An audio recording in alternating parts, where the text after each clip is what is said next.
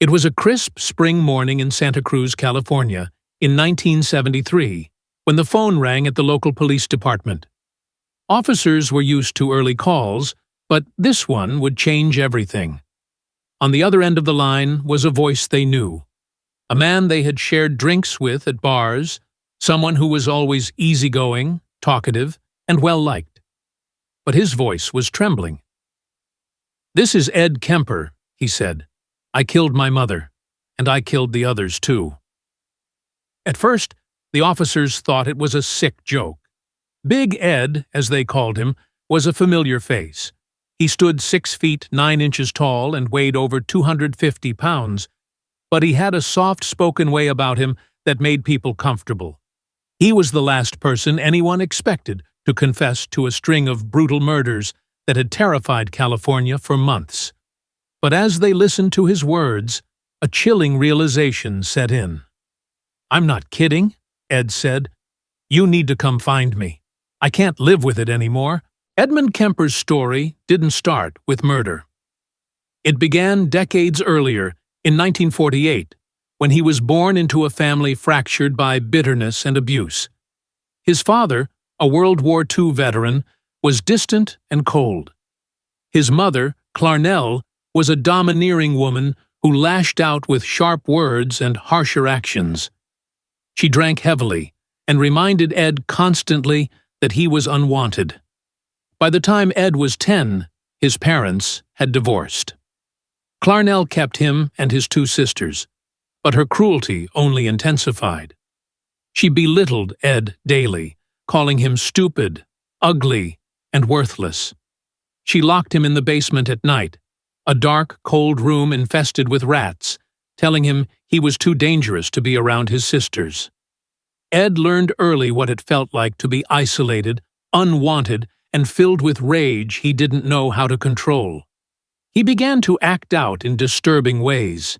He decapitated his sisters' dolls, tore them apart piece by piece, fascinated by the act of dismemberment.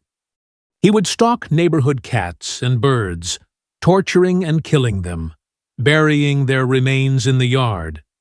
These behaviors were dismissed by the adults around him as mere mischief.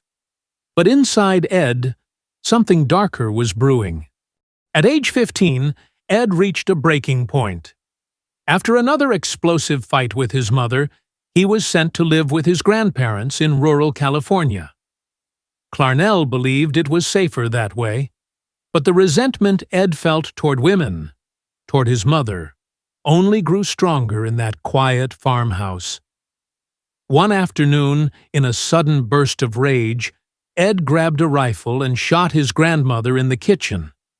When his grandfather returned home moments later, Ed shot him too, believing he was sparing him the sight of what he had done.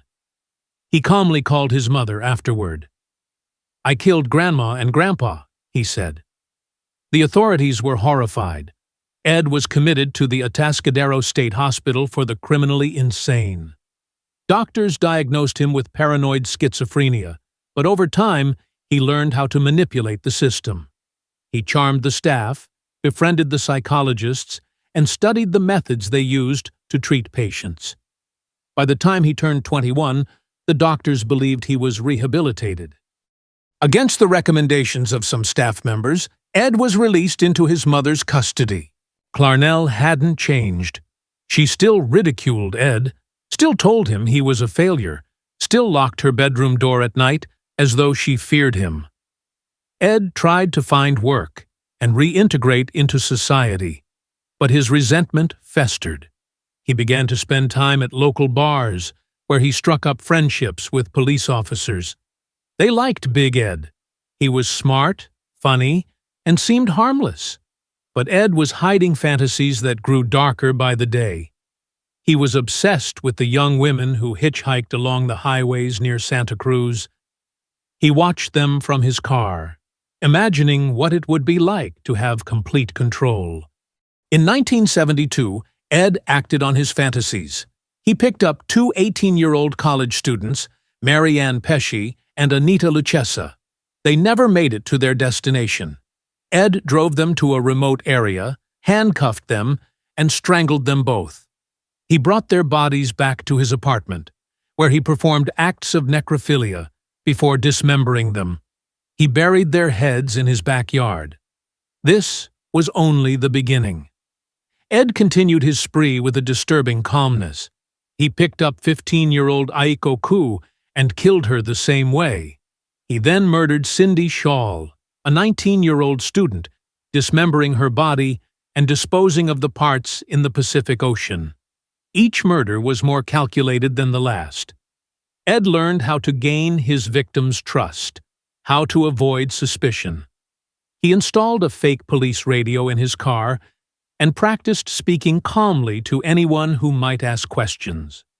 All the while, he maintained his friendships with local law enforcement. The officers had no idea the man sharing beers with them was the serial killer they were desperately searching for. Ed's most brazen murders came in February 1973. He picked up Rosalind Thorpe, 23, and Alice Liu, 21, on the UC Santa Cruz campus. He shot both women in the car, then drove their bodies past campus security, waving casually as he left. He dismembered their remains and scattered them along the coast. The discovery of body parts washing ashore sent shockwaves through the community. Fear gripped Santa Cruz. Women stopped hitchhiking. Students walked in groups. But Ed kept killing. The breaking point came on April 20th, 1973. Ed had another explosive argument with his mother, who was drunk and belittling him as usual. That night, as she slept, he entered her bedroom with a claw hammer. He struck her in the head, killing her instantly. Then he decapitated her. In a final act of rage, he used her severed head for target practice with darts. He cut out her vocal cords and tried to dispose of them in the garbage disposal, but the machine spit them back out. "That seems fitting," he later told police. But Ed wasn't finished. He called his mother's best friend, Sarah Sally Hallett, and invited her over for dinner. When she arrived, he strangled her too. He hid both bodies in a closet and fled in his mother's car. For the next 2 days, Ed drove aimlessly, covering more than 1,000 miles. He stopped at motels, sat in diners, and wondered what to do next. Finally, he picked up the phone and called the one person he believed would understand, his friend, police officer Jim Connor. "I killed my mother," Ed confessed, "and I killed the others too." The officers didn't believe him at first, but Ed was calm, almost relieved. He told them exactly where to find the bodies. When police entered Clarnell's home, they were stunned by the gruesome scene. Ed surrendered without a fight. The trial was swift. Ed cooperated fully with investigators, walking them through each crime, leading them to the locations where he had buried or dumped his victims. He showed no visible remorse, though he admitted he deserved to die for what he had done. On November 8, 1973, Ed Kemper was convicted of 8 counts of first-degree murder. He was sentenced to life in prison without the possibility of parole. Edmund Kemper remains incarcerated to this day. He is now in his 70s, still towering over most people, still soft-spoken, and eerily polite. Criminologists have studied him extensively, trying to understand how a man who appeared so friendly and intelligent could commit such monstrous acts.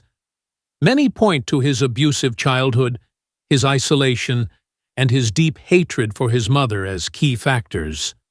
But even after decades, there is no simple explanation. The story of Edmund Kemper is more than just the tale of a serial killer. It is a chilling reminder of how neglect and abuse can shape a person's psyche, and how evil can hide in plain sight. The people of Santa Cruz never forgot the terror he caused. And the world continues to ask, could someone like Ed Kemper have been stopped before it was too late? Don't forget to like this video and subscribe to our channel.